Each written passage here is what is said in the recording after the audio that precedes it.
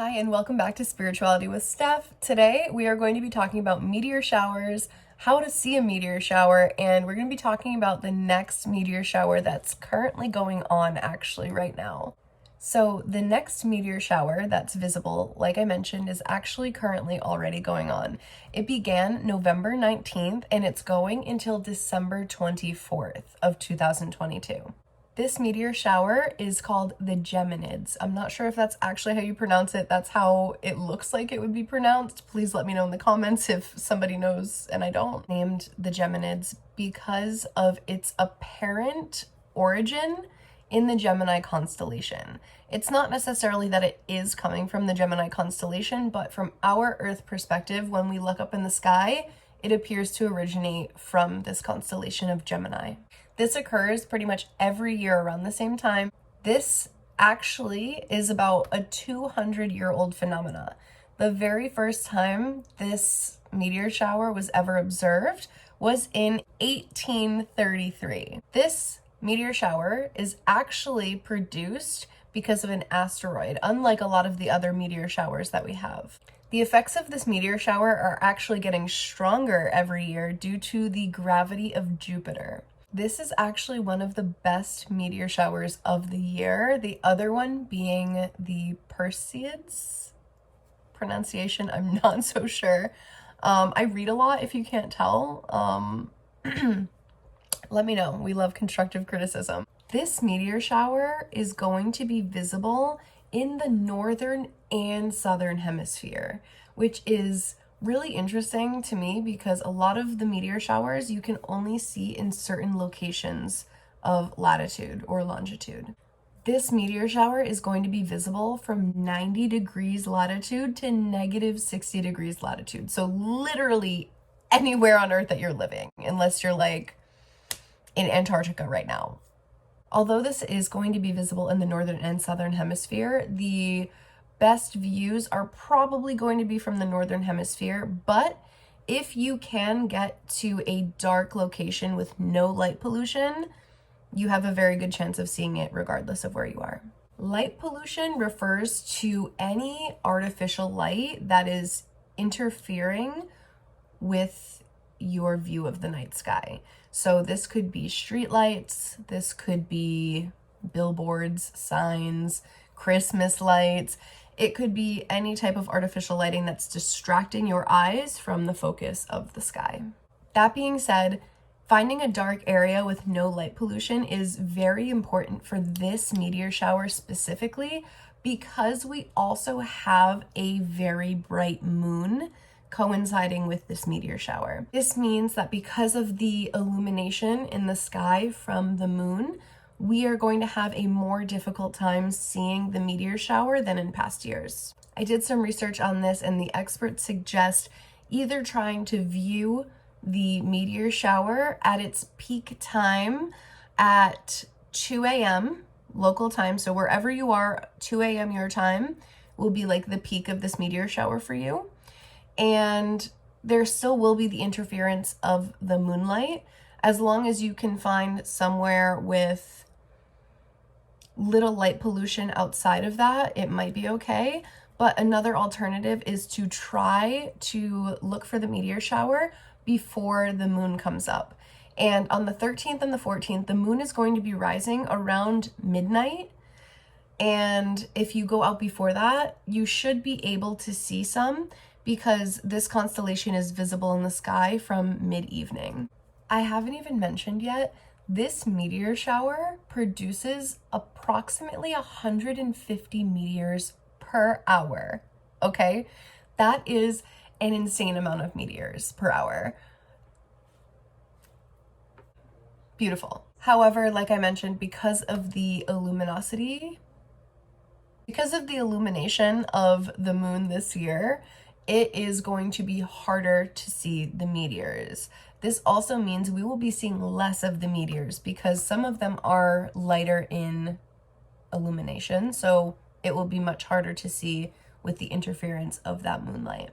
Okay, so now we're going to go over how to actually see a meteor shower. What are the best techniques? So like we mentioned, light pollution is number one. Make sure you can go to somewhere that has the least amount of light pollution possible for your area. So literally anywhere there's not like big stadium lights, street lights, house lights, all these things.